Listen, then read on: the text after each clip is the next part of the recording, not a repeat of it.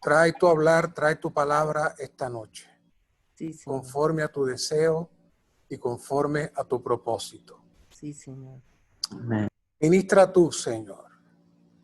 Habla la carga que toque los corazones de los santos y que nos lleve a todos a un compromiso mayor en cuanto a nuestra vida diaria y nuestra función para que tu cuerpo sea edificado.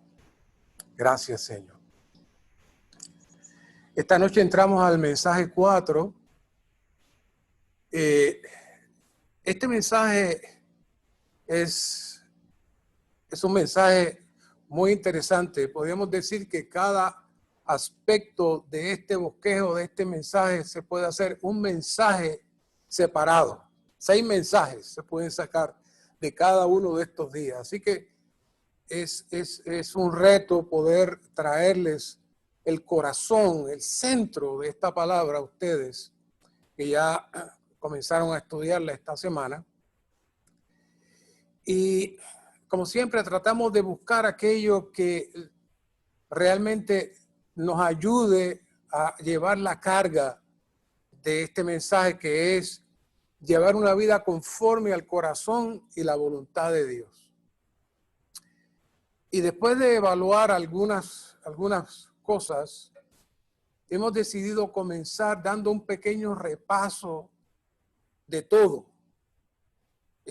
Estamos en unos tiempos muy importantes donde necesitamos tener una claridad de por qué estamos aquí, de nuestro llamado, de nuestra salvación y por qué Dios lo hizo para nosotros.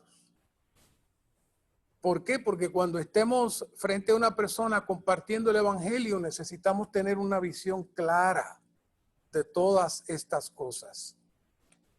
Así que esperamos que esta noche podamos tener ese repaso profundo y ese análisis de por qué yo estoy aquí. ¿Cuál es el propósito del Señor con mi vida en haberme traído a la salvación, a su reino y a la iglesia? Este mensaje y el próximo, que de hecho esta semana tendremos 2 mensajes, el 4 y el 5. El 5 lo tendremos, si el Señor lo permite, este domingo a las 7. Así que hemos estado 2 mensajes juntos y luego nos restarían 3 más para finalizar. Pero esto es como dije al principio, esto es como entrar a un seminario de una palabra profunda, una palabra alta y muy seria, y ver toda la revelación que el apóstol Pablo tenía en cada frase, cada línea que hablaba en sus epístolas. Así que la primera cosa que necesitamos trabajar es conocer el proceso de nuestra salvación para llevar una vida conforme al corazón y la voluntad de Dios.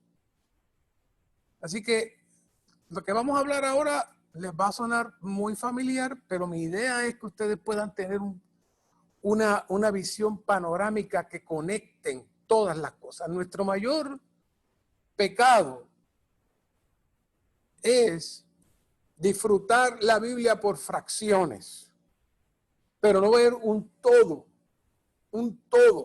La Biblia está conectada desde el primer libro hasta el final y está en una línea, en una armonía completa. Pero necesitamos tener una visión clara del deseo y la economía de Dios para poder conectar toda la Biblia en una sola línea. Así que Romanos 3:23, vamos a comenzar por el principio, porque todos han pecado. Esa era nuestra condición. Todos han pecado y carecen, y cada palabra es un tesoro, y carecen de la gloria de Dios. No se pierde ni una coma en la Biblia, hermanos. Todo está amarrado. Esta nota es bien interesante. Dice, la gloria de Dios es Dios expresado. De hecho, la palabra griega de gloria es doxa, que significa expresión. Es una palabra explosiva. Expresión. Cada vez que Dios se expresa, Dios emite su gloria. Así que Dios crea al hombre a su imagen y a su semejanza con el propósito de que el hombre exprese su gloria. Que siempre que veamos al hombre, Dios se exprese. Ese es el propósito. Pero el hombre cayó. Faltó a la santidad y a la justicia de Dios. Y en lugar de expresar a Dios, expresa el pecado y expresa su yo. Y eso hace que el hombre sea privado de la gloria de Dios. El hombre sea privado de expresar la gloria de Dios. Y entonces ocurre un evento interesante que todos sabemos, pero esta noche queremos darle una atención especial. Y dice Jehová, Génesis 3:9, y Jehová Dios llamó al hombre y le dijo, ¿dónde estás? Alguien podrá preguntar que Dios no sabía dónde estaba. ¿Cómo es que Dios no sabía dónde estaba? Se supone que Dios sepa. Bueno, lo que sucede es que en el momento que el hombre permitió que la contaminación satánica entrara dentro de él, cambió de atmósfera. Él quizás siguió viviendo físicamente en un área similar, pero en el mundo espiritual, primero él estaba constantemente frente a la presencia de Dios, pero de pronto ya no estaba frente a la presencia de Dios. Es muy similar a nosotros. En muchas ocasiones estamos ante la presencia de Dios y de momento quizás el Señor nos diga, ¿dónde estás? ¿Dónde estás? Porque nos hemos salido y hemos entrado en otra dimensión. Así que el mayor problema que el hombre tuvo al pecar es que perdió la presencia. Y cuando decimos la presencia es literalmente, en el caso de Adán y de Eva, perdieron la presencia. Dios no estaba allí.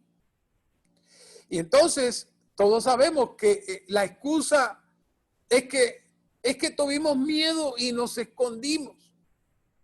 Miedo. Miedo, la palabra miedo, oigan bien esa palabra, miedo, temor, ¿de qué?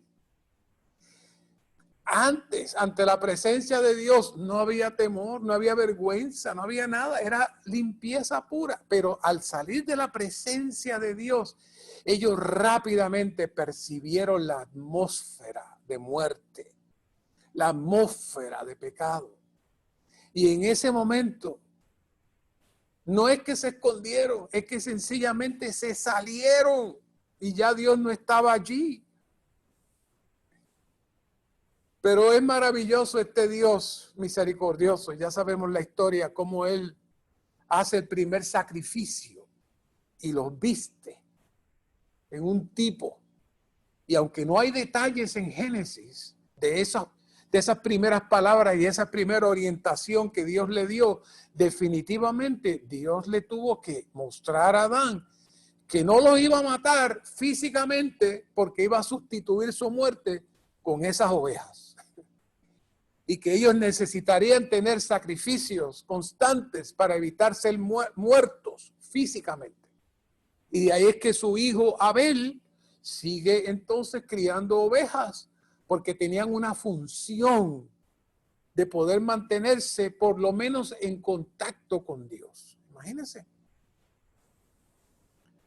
Pero eso pasó, que sucedió que surgió entonces otro reino alterno,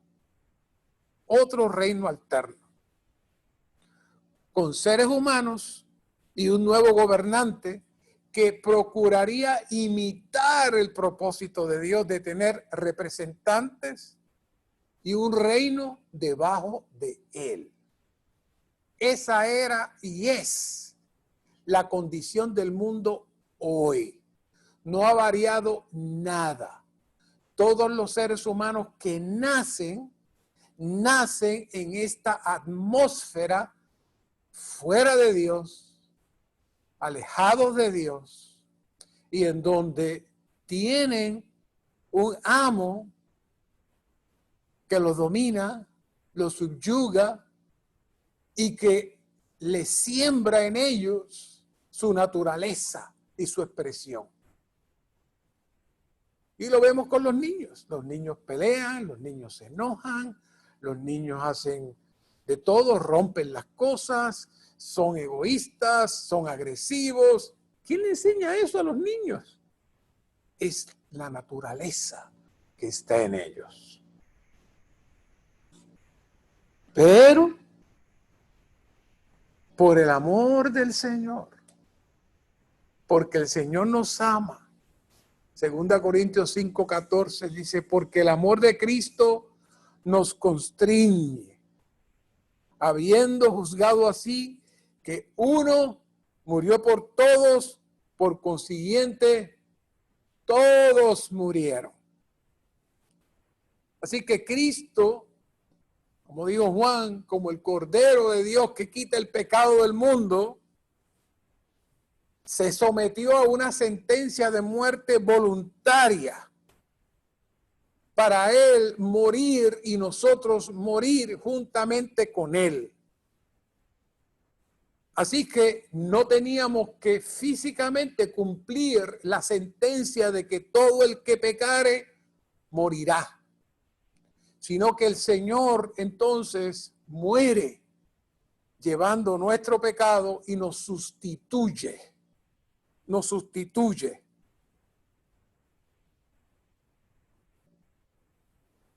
Por la desobediencia de un hombre, los muchos fueron constituidos pecadores, así también por la obediencia de uno, los muchos serán constituidos justos. Así que ser pecador no depende si usted se porta mal o se porta bien, no, ya usted nació con esa constitución. En Adán todos recibimos esa constitución. Pero cuando entramos en Cristo, y esa expresión en Cristo la vamos a estar usando mucho esta noche, somos constituidos justos. El Dios viviente entra en nosotros, en nuestro ser como gracia. Él llega a ser el elemento y esencia que nos constituye y nos puede transformar en el milagro más grande de este universo. De pecadores en hijos de Dios. Y esa es la voluntad de Dios. La filiación, ser hechos hijos. Pero todo eso, desde la salvación hasta la filiación, tiene un propósito.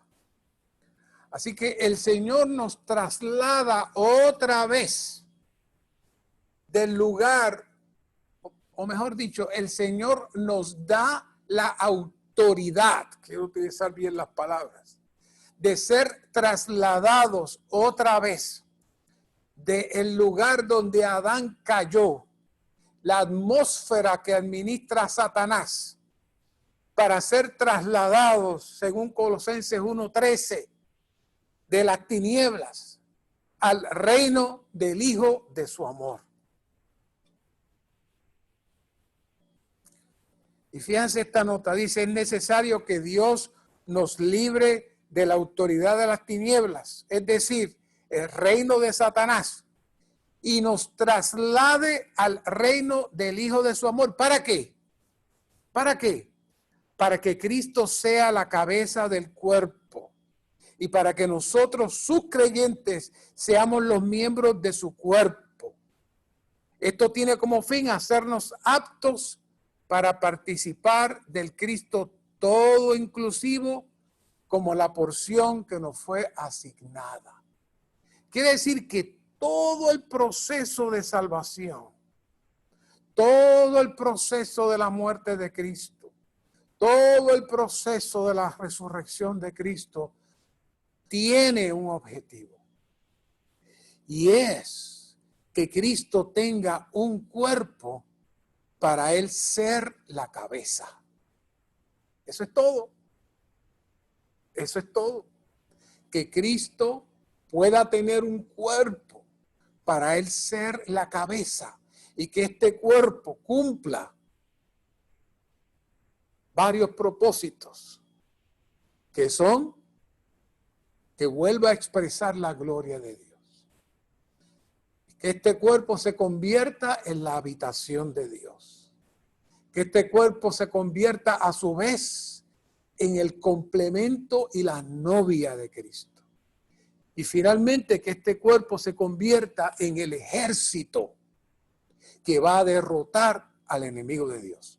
Así que este cuerpo es algo sumamente importante. Por eso, aunque hemos hablado mucho, y la cristiandad habla mucho del cuerpo de Cristo, y no espero esta noche que ni el que les habla, ni los que me escuchan, salgamos de aquí con una visión clara de lo que es el cuerpo de Cristo. Pero por lo menos vamos a utilizar el ministerio para tratar de alumbrarnos un poco. Y mientras más lo hablamos, más vamos a ver lo que es el cuerpo de Cristo. Romanos 6:5 dice, porque si siendo injertados en él, hemos crecido juntamente con,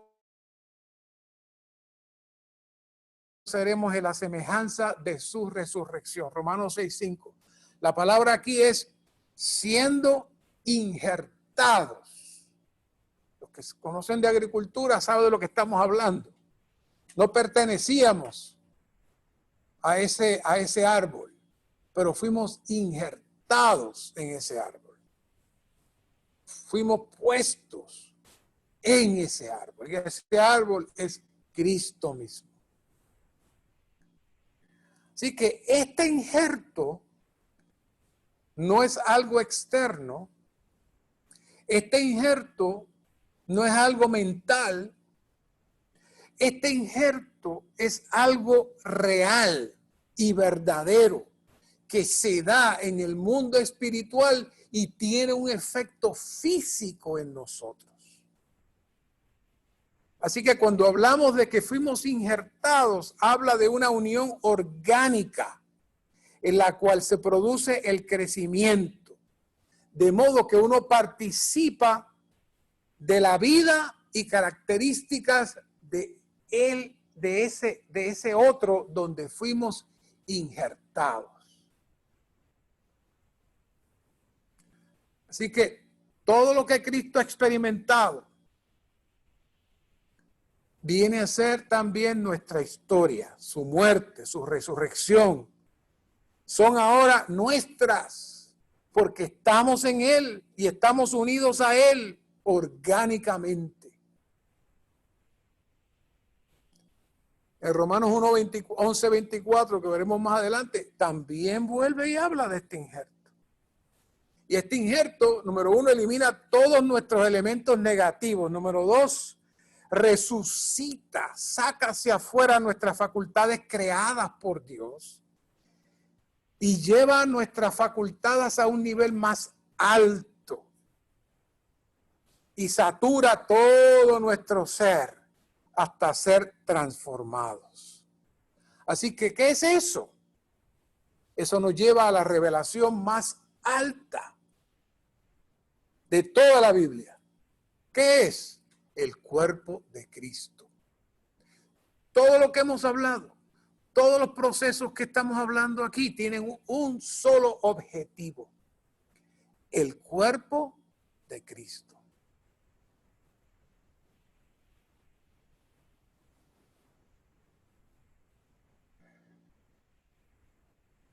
Debe impresionarnos profundamente el hecho de que el producto final, el resultado final de todo este proyecto de Dios a través de todos los siglos, va a generar y va a producir un producto final. ¿Qué es? el cuerpo de Cristo. Para que Cristo sea la cabeza. Lamentablemente este asunto ha sido sumamente descuidado en la cristiandad. Se habla mucho del cuerpo místico y se resuelve el asunto. Sí, todos pertenecemos a ese cuerpo místico de la Iglesia Universal Mística y ahí se resuelve el asunto. Pero en el recobro del Señor no podemos resolver el asunto de una manera mística. No, esto tiene una aplicación real, sólida y verdadera. Y de eso dependerá de que el Señor pueda realmente producir su cuerpo. De nuestra visión, nuestra vida y nuestra participación de este cuerpo va a definir si realmente nosotros vamos a ser instrumentos, como decían los hermanos, instrumentos dispensacionales.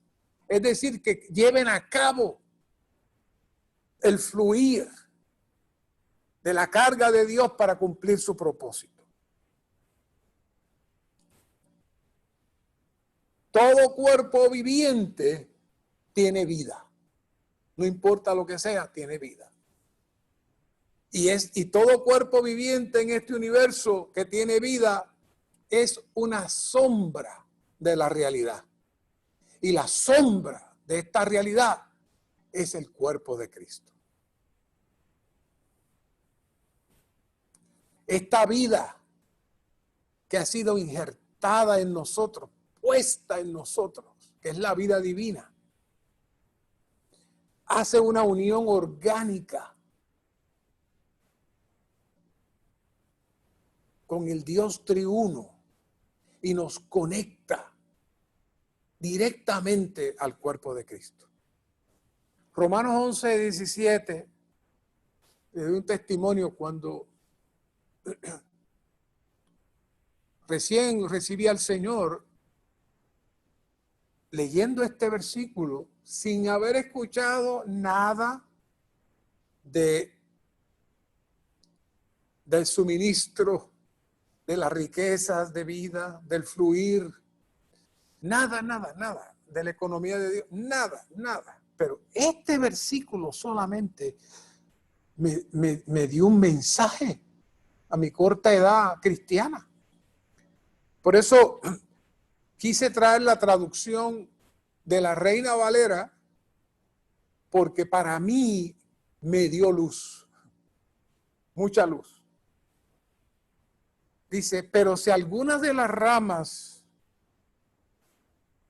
fueron desgajadas y tú, siendo olivo silvestre, has sido injertado entre ellas y viniste a ser copartícipe, mira esa palabra, copartícipe de la raíz.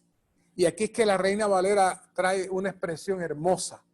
Viniste a ser copartícipe de la raíz de la rica savia del olivo. La versión Recobro dice de la grosura del olivo. Pero cuando yo leí eso hace muchos años atrás, de la rica savia del olivo, dentro de mí hubo una realización de que yo estaba conectado a algo grande y hermoso que me estaba suministrando algo dentro de mí. Yo no sabía lo que era el espíritu mezclado, yo no sabía todo el proceso de muerte, resurrección, ascensión e impartición. Nada de eso, hermanos, nada de eso, nada. Pero al yo leer esto, inmediatamente, cuando me dice que yo soy copartícipe de la raíz, inmediatamente yo dije, ese es Cristo. Y ahora yo puedo recibir la rica savia del olivo. Qué maravillosa expresión. Rica savia del olivo. Entonces tiene sentido Juan 1:12. Mas a todos los que le recibieron, a todos los que creen en su nombre, aleluya, les dio autoridad. Les dio autoridad autoridad. Esa palabra tiene mucho peso. De ser hechos hijos de Dios. Esa rica savia del olivo es los genes divinos. Toda la deidad misma que se va suministrando dentro de nosotros y nos va transformando y va ocupando poco a poco todo nuestro ser. ¿Saben? Cuando el pueblo de Israel empezó a llegar a la tierra prometida, se encontró con un montón de... La gente piensa que llegaron allí a disfrutar. No, llegaron allí a pelear, a sacar a la gente que estaba allí. Entonces, ellos establecieron una estrategia. Ellos comenzaron por secciones e iban sacando todas las tribus que estaban allí. Y entonces ocupaban esa sección con el pueblo de Israel. Y volvían a otra sección y ocupaban esa sección poco a poco, hasta que poquito a poquito fueron sacando a todos. Porque si ellos se lanzaban rápidamente y trataban de limpiar todo, no iban a tener la manera de que no se volviera a llenar rápidamente, porque no iban a tener el tiempo de hacerlo. Así que ellos preferían ir poco a poco, ir llenando espacios hasta que finalmente sacaron a todos. Es lo mismo que hace el Señor con nosotros. El Señor está sacando de nosotros todo nuestro viejo hombre. Está haciendo poco a poco. Mientras usted se lo permita, Él va avanzando y va saturando sección por sección, parte por parte, y va reemplazando hasta que en un momento dado, volviendo al principio, podamos expresar la gloria de Dios.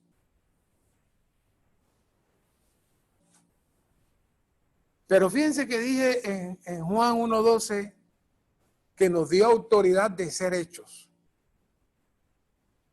Quiere decir que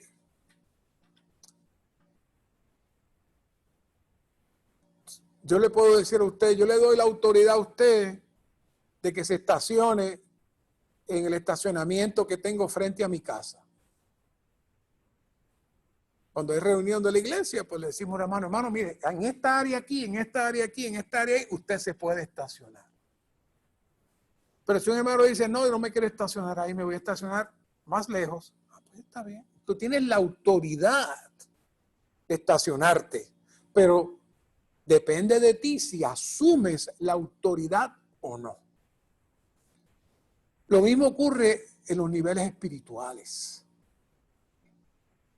Cuando permanecemos en la unión orgánica, cuando nos mantenemos conectados a la rica savia del olivo, y esa rica savia fluye a nosotros, y esa rica savia viene de la cabeza, nos mantenemos conectados en el cuerpo de Cristo. Pero cuando cortamos el suministro de la savia, en ese momento perdemos el fluir del cuerpo de Cristo. Una de las cosas más deprimentes que usted puede ver es ver un joven cuadrapléjico. Es bien triste.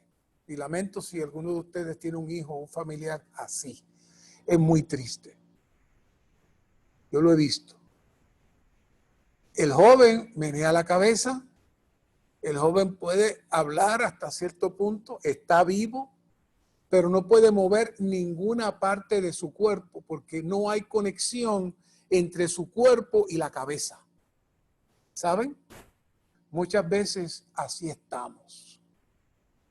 La cabeza, el cerebro está funcionando, pero no hay conexión con la cabeza. El cuerpo no tiene conexión con la cabeza. Y cuando cortamos el fluir de la savia, cuando cortamos el fluir de la vida divina en nosotros, aunque tenemos autoridad, pero si no la ejecutamos, tenemos el mismo efecto como si no tuviéramos autoridad. Dice aquí, examínese usted para ver cuánto tiempo del día permanecen en la unión orgánica con Cristo. Si hacen esto, tendrá que admitir que no es mucho tiempo en el que permanece en dicha unión. En ocasiones entramos en ella, pero por lo general nos encontramos fuera y por ende no estamos en el cuerpo. La realidad del cuerpo se experimenta al permanecer en una unión orgánica con Cristo. Si permanecemos en la unión orgánica con Cristo, ¿qué es la unión orgánica? Es el fluir de la vida divina, nuestro disfrute de Cristo constante en nuestro espíritu. Ese fluir es el que nos mantiene en la cabeza y es el que nos transmite el rico suministro. Pero si no nos mantenemos en ese fluir constante, el cual fue ganado para nosotros y otorgado a nosotros, entonces nos habremos salido del cuerpo. En teoría seguimos siendo parte del cuerpo de Cristo, pero en la práctica estamos fuera del cuerpo. Estamos en otro ámbito donde el Señor nos dice, ¿dónde estás? No te veo, no te veo. Y este asunto del cuerpo de Cristo lo vemos muy grande. Y quizás estamos pensando en asuntos de la iglesia o asuntos del ministerio o asuntos del servicio. Pero el cuerpo de Cristo está conectado desde los elementos más pequeños hasta los elementos más grandes. Y los elementos más pequeños, y ya sabes lo que voy a decir, comienzan desde nuestra casa. Por eso el apóstol Pablo trae el asunto del cuerpo justamente hablándole a las esposas y a los esposos, porque vosotros sois el cuerpo de Cristo. En otras palabras, mucho cuidado con lo que hagan. Así que nuestro hogar sigue siendo el lugar de práctica y ejercicio para mantenernos en el cuerpo de Cristo. Es muy fácil estar en el cuerpo de Cristo en las reuniones, pero ahora hemos sido limitados. Tenemos que estar en nuestra casa para poder asistir a la reunión en nuestra casa. ¿Qué quiere decir eso? Que usted tiene que mantener el fluir de vida y el suplir del Espíritu. ¿Dónde? En su casa, desde su casa. Si hablamos a la ligera, si hablamos mal de los hermanos, si decimos cosas fuera de lugar, en ese momento Dios le dice, ¿dónde estás? No te veo, no te veo. Inmediatamente cambiamos de atmósfera. Por eso este asunto del cuerpo es bien serio, porque es algo mucho más grande y profundo de lo que nosotros podemos pensar. Todo nuestro vivir es un reflejo de nuestra unión orgánica con el cuerpo de Cristo. El cuerpo de Cristo no es una organización, no es ni siquiera una asamblea de hermanos que se quieren mucho, que se llevan bien, que no tienen problemas. No. Estamos unidos mediante una unión orgánica como el injerto que es puesto en esa rama y ahora está recibiendo el fluir de la vida. Solo podemos participar de la rica savia del olivo si nos mantenemos conectados a la rama mediante nuestro ejercicio constante de nuestro espíritu. Y aquí entramos al corazón de este tema, que precisamente es un corazón limpio delante del Señor. Un corazón limpio delante del Señor. Al salirnos del cuerpo, saltamos a nuestra mente e interrumpimos el fluir, no solamente de mí, yo interrumpo el fluir del cuerpo universal. Y saben, Dios está esperando por su novia, que se mantenga constantemente conectada a la cabeza, a su novio, para que de esa manera no vivamos más en esta atmósfera y de esa manera Satanás sea avergonzado y expulsado. Definitivamente, cuando nos mantenemos en nuestra mente, en nuestras emociones, en nuestro yo, en nuestras discusiones, en nuestros argumentos, el cuerpo de Cristo se afecta. Pero al final, ¿saben quién es el que más se afecta? El miembro que se corta.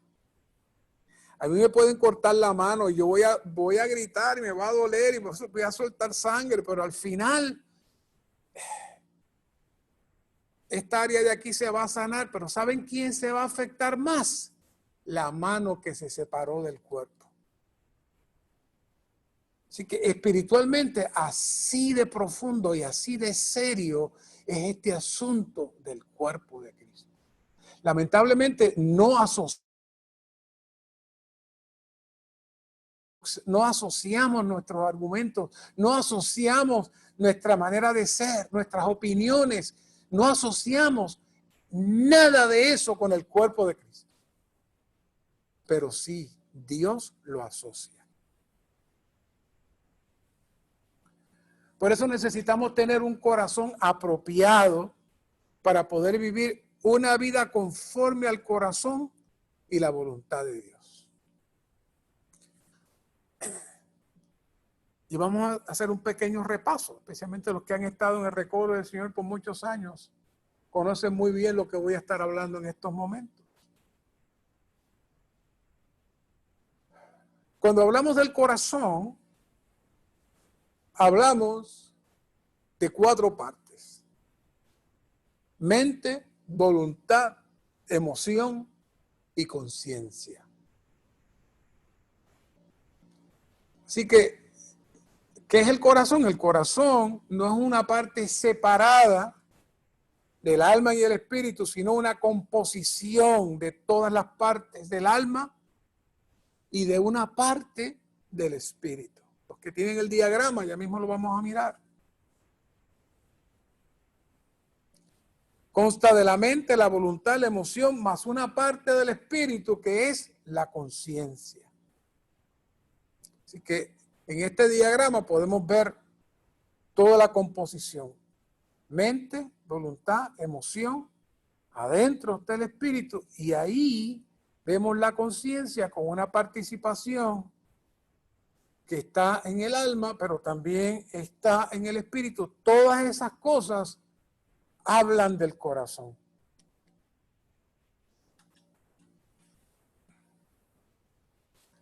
Así que el corazón viene a ser una puerta donde todo entra y todo sale. Todo entra y todo se mide por el corazón. Entonces el ministerio habla de un corazón psicológico. Dice, las actividades y movimientos de nuestro cuerpo físico dependen de nuestro corazón físico. De la misma manera, nuestro diario vivir depende de nuestro corazón psicológico. Esa terminología es muy interesante. La manera en que actuamos y nos comportamos depende de la clase de corazón psicológico que tenemos. Pero lamentablemente por la caída que tuvimos en Adán, nuestro corazón psicológico es corrupto y engañoso. Y pronto entrarán en el entrenamiento de Jeremías, donde Jeremías 17:9 nos dice que nuestro corazón es más engañoso que todas las cosas y perverso. Inclusive una mejor traducción del hebreo diría incurable. Nuestro corazón es corrupto, es podrido, al grado de ser incurable. Así que esa es la condición de todos los que hemos descendido de Adán, que somos todos. Ahora, quería traerles un punto para que ustedes puedan ver la visión de cómo los antiguos sentían cuando hablaban de la palabra corazón. Hoy hay muchos conceptos de lo que es el corazón. Pero en la antigüedad, hermanos, cuando hablaban del corazón, ¿saben algo? En esos tiempos, tanto en el Antiguo como en el Nuevo Testamento, no habían MRI, no habían estudios científicos para estudiar el cerebro humano, no había psicología envuelta para analizar el ser humano. Así que de una manera espontánea, por la observación humana, de una manera espontánea, milagrosamente se va definiendo las actitudes, las expresiones, las manifestaciones del ser humano. ¿Y saben algo? Los antiguos pensaban que literalmente nuestro corazón tenía la capacidad de pensar, de razonar, de sentir todas las cosas. Ellos pensaban que ahí estaba, ahí. Ellos no pensaban que estaba aquí, ellos pensaban que estaba aquí. Por eso cuando vamos a, y hagan la experiencia, vayan a una, cuando terminen de aquí, vayan a la versión King James en inglés. La versión Recobro traduce de una manera espectacular y elegante. Le llama las partes internas. Pero cuando uno lee en inglés, ¿sabe cómo le llaman a las partes internas? Guts. Los intestinos, las partes internas. ¿Y saben qué pensaban los antiguos? Que el cuerpo estaba dividido en dos secciones, el corazón y las partes internas, que eran las partes internas literalmente nuestras. Y ellos esperaban, ellos pensaban que de estas partes bajas se generaban las cosas negativas del hombre. Y llegaba el punto que estas partes bajas dañaban también el corazón. Así que cuando ahora lean la Biblia van a darse cuenta de, busquen una concordancia, todo lo que dice partes internas, la versión Recobro lo traduce muy elegantemente. Pero el apóstol Pablo nos habla de que el Señor hiciera su hogar en nuestros corazones. Que el Señor hiciera su hogar en nuestros corazones. De tal manera que Él sustituyera nuestras partes internas corruptas con sus partes internas. Que Él sustituyera nuestras partes internas dañadas con sus partes internas. Así es que es muy interesante. Ellos están pensando de una manera física, pero cuando describen cada cosa, y te dice que el corazón es engañoso, cuando el corazón es sabio, que el corazón me habla, que el corazón, ellos están describiendo por su experiencia, aunque literalmente piensan que es literal, pero la definición que hace la Biblia de lo que es el corazón humano básicamente permea todas las culturas. Todas las culturas. Por eso entonces el ministerio le llama el corazón psicológico.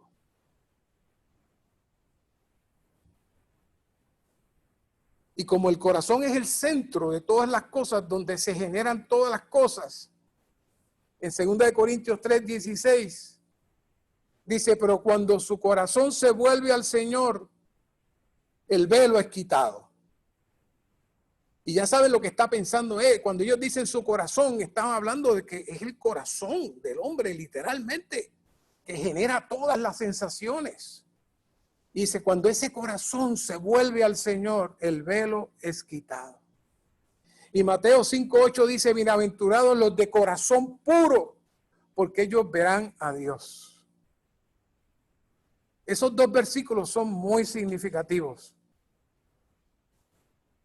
Por un lado, Pablo nos está insinuando de que hubo algunos que el corazón estuvo en el Señor, pero vino un velo que los separó del Señor.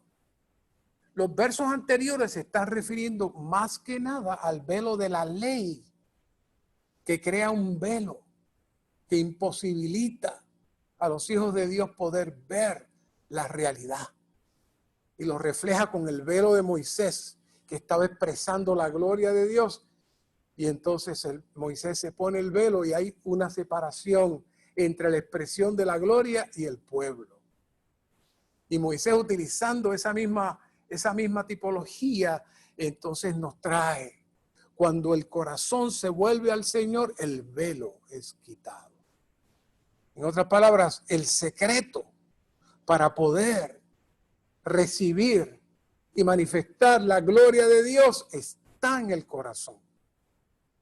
Pero Mateo 5:8 lo especifica con más detalle. Mateo 5:8,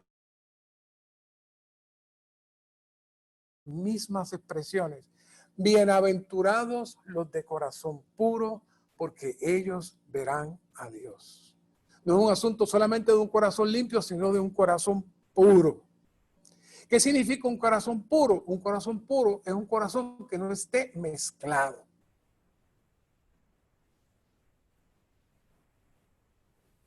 El gran problema de nosotros es que quizás pensamos que nuestro corazón no está tan mal. Yo amo al Señor, yo me reúno, sigo al Señor por muchos años, pero para el Señor muchas veces nuestro corazón no está puro. ¿Saben por qué no está puro? Porque tiene más de una meta.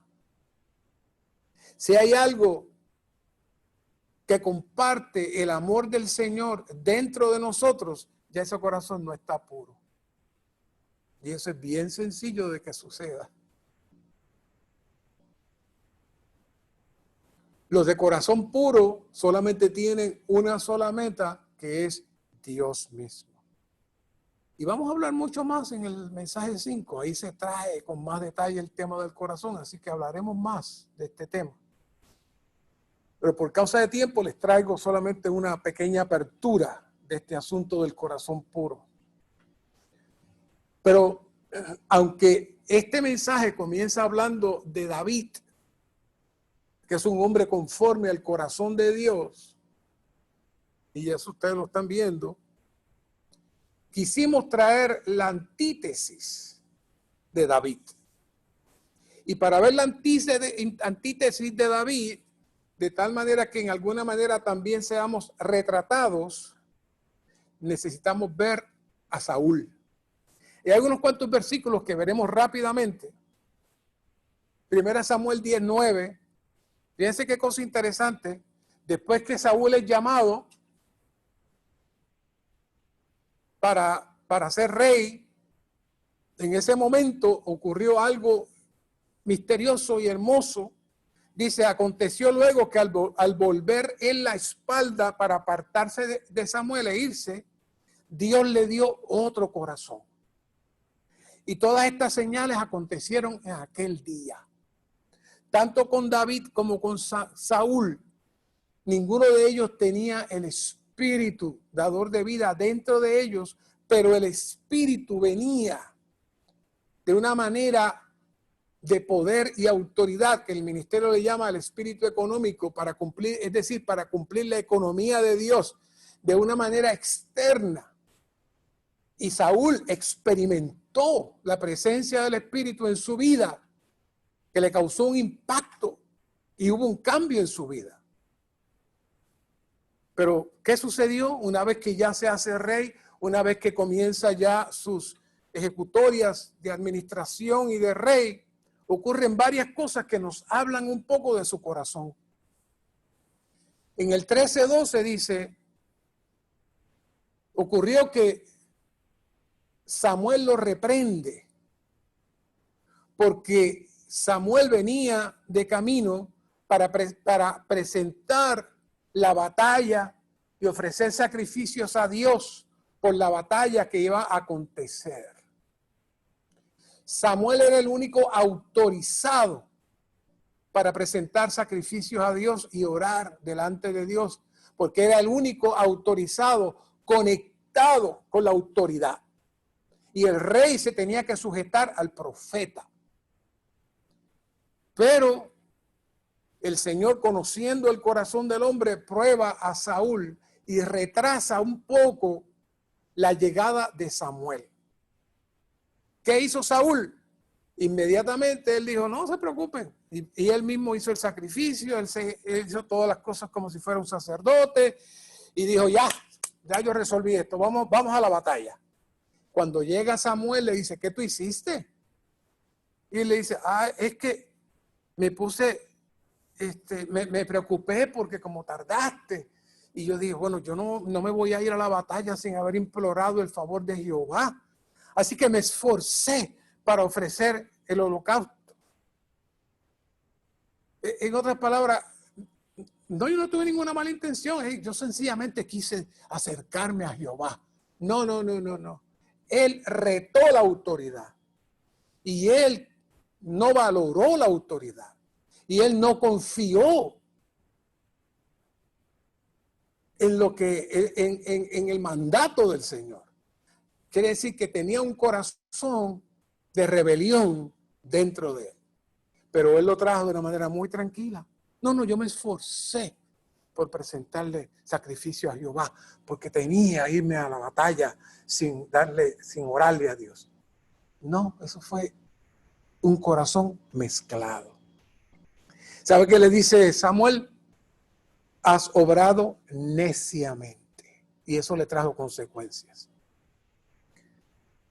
Otro momento dice, los hombres de Israel estaban en apuros aquel día porque Saúl había hecho un juramento sobre el pueblo diciendo, maldito sea cualquiera que tome alimento antes de caer la noche, antes que me haya vengado de mis enemigos. Así que ninguno del pueblo probó alimento. ¿Sabe qué causó eso? Número uno, no dijo, no coman alimentos en nombre de Jehová para vengar los enemigos de Jehová. No. Mis enemigos. Esto es una batalla mía. Esto es un asunto mío. Y ustedes no van a comer nada hasta que peleemos esta batalla y me sirvan a mí. Ese era su corazón. Egoísta. No está pensando en Dios. No está pensando en el pueblo. Está pensando en él. Ese es un corazón impuro. Y entonces, ¿qué pasó? El pueblo se debilitó, estaba muriéndose de hambre. No voy a entrar en la historia, pueden leerla ahí en esos versículos. El hijo de él, con mucha sabiduría de Dios, buscó el apoyo del Señor y logró debilitar el ejército enemigo y el pueblo logró vencerlo. Pero entonces cuando llegaron tenían tanta y tanta hambre que agarraron los animales con todo y sangre, no esperaron sacar la sangre y se los comieron y pecaron contra el Señor por causa de una decisión natural, de un corazón agresivo y sin visión de Saúl. Pero mira lo que él le dice entonces a Samuel, he pecado, he transgredido el mandamiento de Jehová y tus palabras, y dice, porque temía el pueblo y obedecí la voz de ellos. Mentira.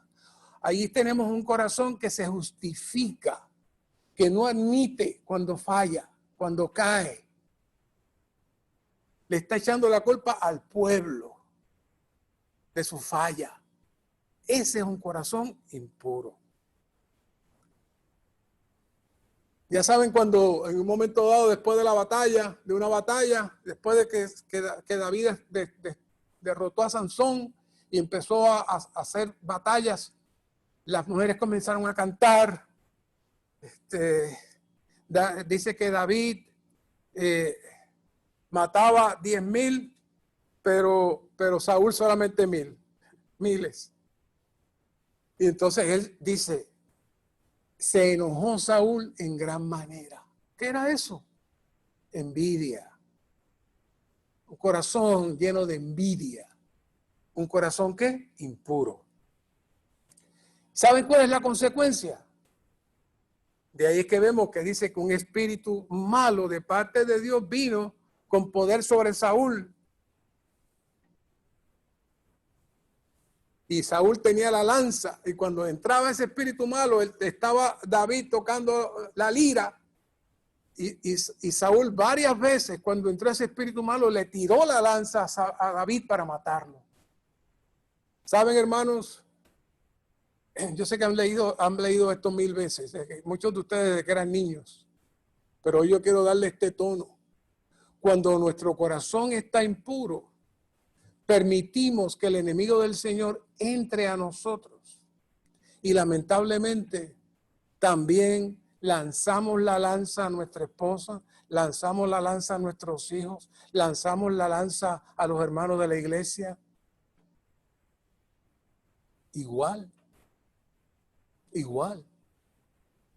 Cuando esas cosas acontecen en nuestro hombre natural sale, es que nuestro corazón está impuro. Así que quiero tocar cuatro pasos para tratar con el corazón. Cuando el corazón se vuelve al Señor, el velo es quitado. Que el corazón se convierta al Señor, punto número 1.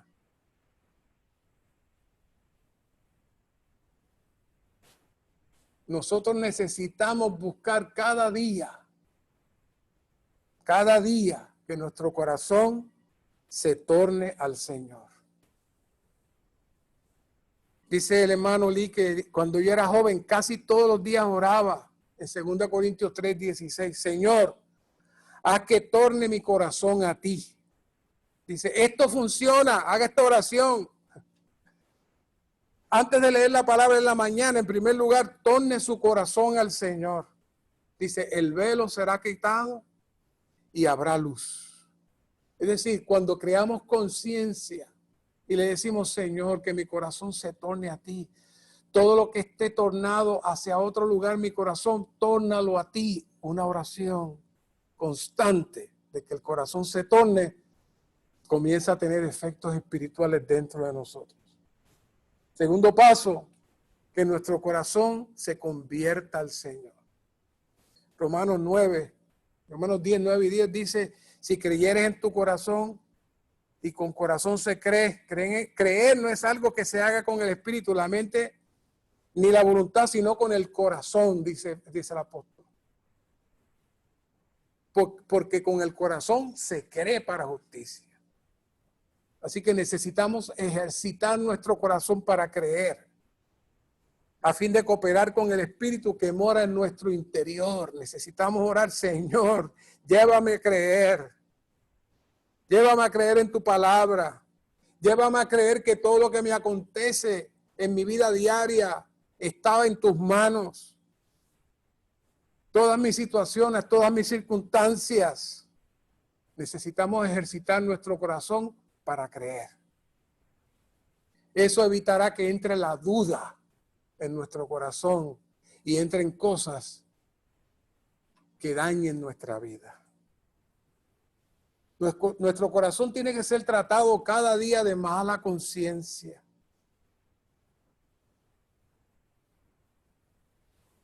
Nuestro gran problema, de hecho, es la conciencia. Pero la conciencia es parte del corazón. Así que cada día necesitamos tomar la sangre del Señor. Cada día necesitamos ofrecer sacrificio por nuestras transgresiones. Cuanto más nos tornemos al Señor y ofrezcamos sacrificio al Señor por nuestras transgresiones, clamando a la sangre, más creemos en el Señor y más se torna nuestro corazón. Es una cadena. Si no nos tornamos al Señor, no hay fe y nos sentimos apagados, nos sentimos fríos. Lamentablemente, cuando eso acontece, no tenemos una conciencia sensible y pensamos que todo lo demás está mal, yo estoy bien. Todo lo que está pasando, todas mis circunstancias, todo lo que sucede, yo estoy bien. El problema son ellos, yo no. Pero cuando nos tornamos, cuando nuestro corazón se torna, entonces nos vemos nosotros mismos. Entonces no vemos a los demás.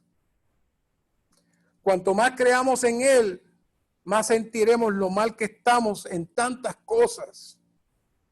Estamos mal con nuestra esposa, estamos mal con nuestro esposo, con nuestros hijos, con nuestros padres, compañeros de clase, compañeros de trabajo, con vecinos.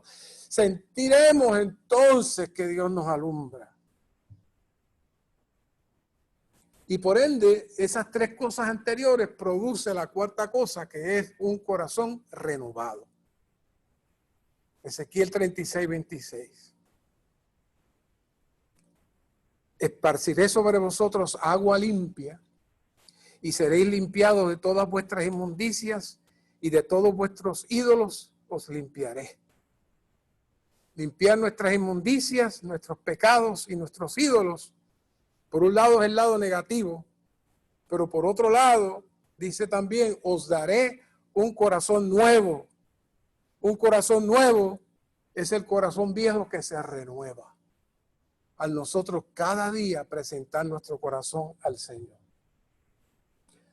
Así que los dejo esta noche con una oración que todo el mundo ha leído antes, pero esta noche yo creo que la hagamos y la veamos a la luz de nuestra condición. No sé cuántas veces yo le he orado en medio de situaciones y posiblemente muchos de ustedes también. Pero vea qué oración del Nuevo Testamento más hermosa. Ya saben, después que David cayó y pecó y cometió aquel crimen, se tornó al Señor. El que David tuviera un corazón para Dios no es que no pecara, no, es que él se arrepentía, sentía el hablar de Dios cuando fallaba. Concédeme tu favor, oh Dios, conforme a tu benevolencia amorosa. Esa expresión benevolencia amorosa la van a estar escuchando mucho en las próximas semanas. Es decir, tu bondad amorosa. Conforme a la grandeza de tus compasiones, borra mis transgresiones. Es interesante que utilice el término borra, no dice cubre. En el tiempo del Antiguo Testamento, los pecados eran cubiertos con la tapa del propiciatorio, pero no eran borrados. Pero aquí David está moviéndose hacia el Nuevo Testamento, donde el Señor no cubre, sino que borra nuestros pecados. Él está diciendo a Dios, adelanta tu dispensación y no solamente cubre mis pecados, borra mis pecados. Hoy podemos orar de esa manera. Lávame completamente de mi iniquidad. Y cuando habla de iniquidad, habla de nuestra constitución interna que heredamos. Y fíjense cómo separa transgresiones de pecado, porque David sabía lo que eran las ofrendas al sacerdocio. Así que David cambió el orden de las ofrendas, presentaba ofrendas de oración en transgresiones y presentaba ofrendas también por el pecado, la iniquidad que estaba en él. Porque conozco mis transgresiones y mi pecado está siempre delante de mí. Es decir, yo peco todos los días, me arrepiento, pero hay algo que está dentro de mí. Trabaja con eso. Cristo hizo eso por nosotros. Contra ti solo he pecado y he hecho lo malo ante tus ojos. Por tanto, eres justo cuando hablas, eres irreprochable cuando juzgas. He aquí nací en iniquidad y en pecado me concibió mi madre. He aquí te deleitas en la verdad, en las partes internas. Ahí está hablando de las partes internas. Y en la parte escondida. Y ahí se refiere al Espíritu. Tú me harás conocer sabiduría. Purifícame de mi pecado con hisopo y quedaré limpio. Cristo vino a ser el instrumento de Dios para limpiarnos, para untar la sangre. ¿Saben? Cuando el pueblo de Israel iba a salir, buscaron hisopo, era un tipo de instrumento, un tipo de brocha, y lo utilizaban y lo mojaban y con eso pasaban la sangre. Cristo vino a ser el hisopo para pasar la sangre a nosotros.